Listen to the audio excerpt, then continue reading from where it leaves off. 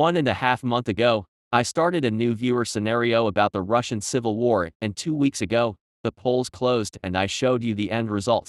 As you can see in this map, the white movement won the Russian Civil War and not the Reds, and pretty much all separatists or claims against Russia were enacted upon leaving Russia extremely weakened. As promised in the last video, today, we'll be looking at the effects this will have in the world. First, let's look at Russia. It was no easy fight and many minorities used it to gain independence, but the white movement did emerge victorious.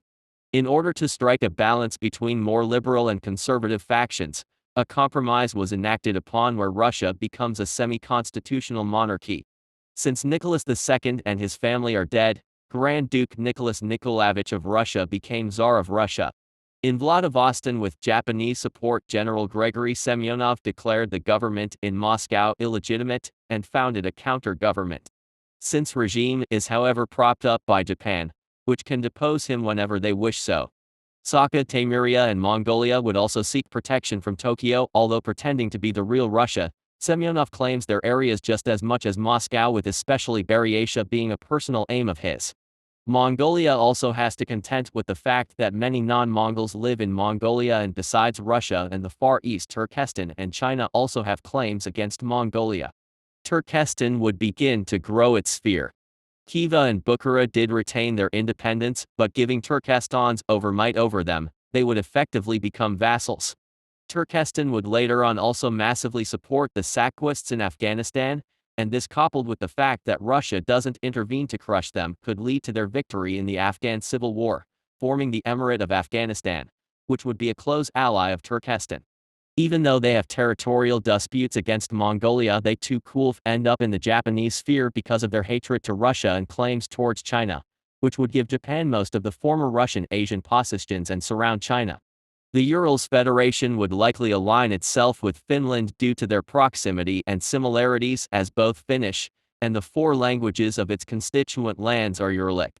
This massive Finland would be such a thorn in the side for Russia, as it can, together with the Urals, effectively close its sea access in the White Sea, and together with Estonia, another Uralic country, it can close off the Finnish Gulf and threaten St. Petersburg, Russia's second biggest city.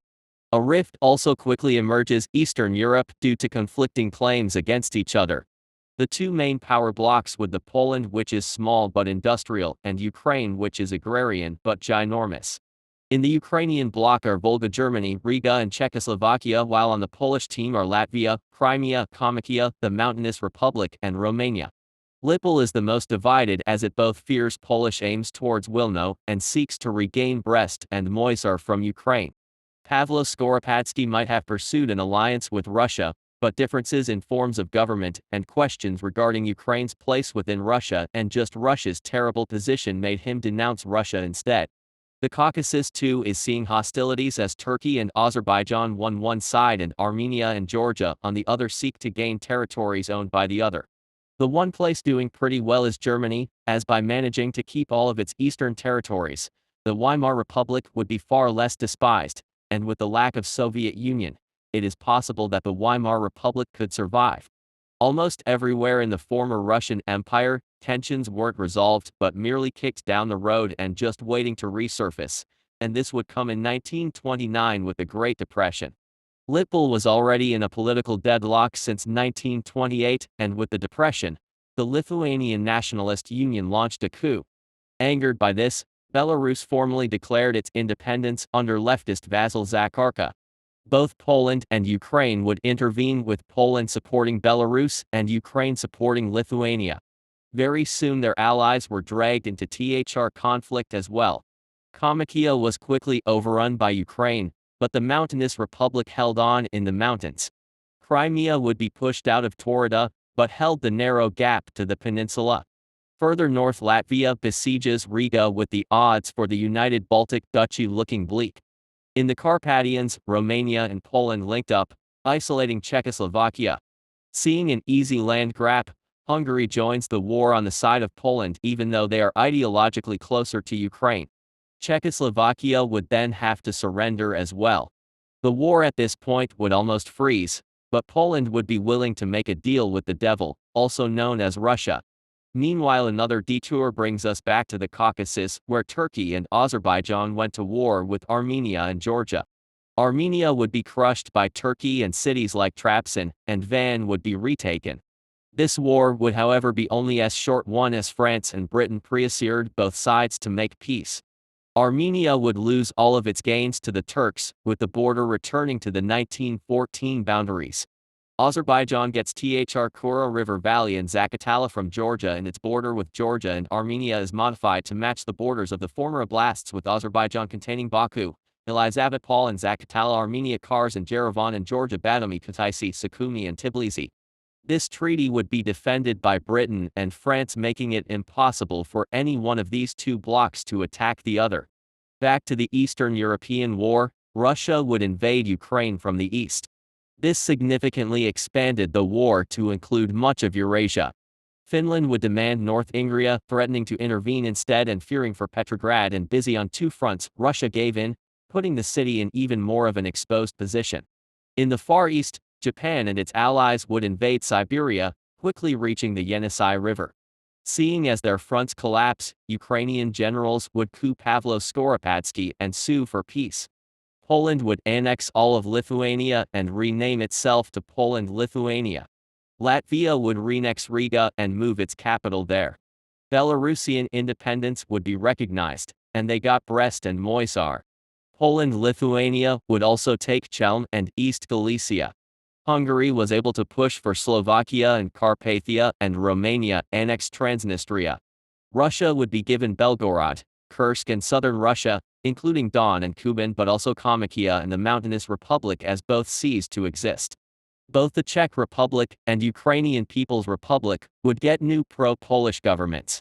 The Polish-Lithuanian Commonwealth, its friendly regimes in Czechia and Ukraine and allies in Belarus, Latvia, Crimea, Hungary and Romania would form the Intermarim, with Estonia, Finland, and the Urals likely potential candidates.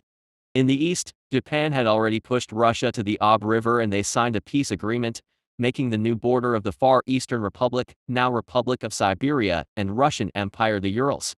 In the aftermath of this war, Japan has secured itself almost all of North Asia. Russia has regained some honor in form of southern Russia, and Poland-Lithuania now dominates Eastern Europe. Meanwhile, in 1933, when the Khan of Khiva Sayyid Abdullah died, instead of passing on to his son, his lands were annexed into Turkestan.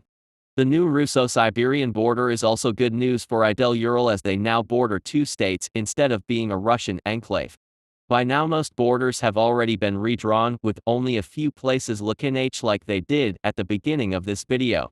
In East Asia, Japan still takes Manchuria and in 1937 invades China. Here Mongolia and Turkestan prove themselves to be valuable allies as they significantly expand the front line, ultimately forcing China out of all of North China. In Europe, Nazism doesn't rise in Germany, with the Weimar Republic surviving the Great Depression. In Eastern Europe, a balance of power between Poland, Lithuania, and Russia emerges. Italy is still fascist, but alone can't do anything. Without the Soviet Union and communism, it is possible that either the Spanish Civil War is butterflied away, or France and Britain might support the Republicans, potentially leading to a different outcome. But even then, Spain, Italy and maybe Austria and Hungary are by no means enough to threaten the balance of power in Europe. Without France falling, Japan may not try to take Indochina, which in our own timeline resulted in American oil embargoes. Eventually China would fall somewhen in the 1940s.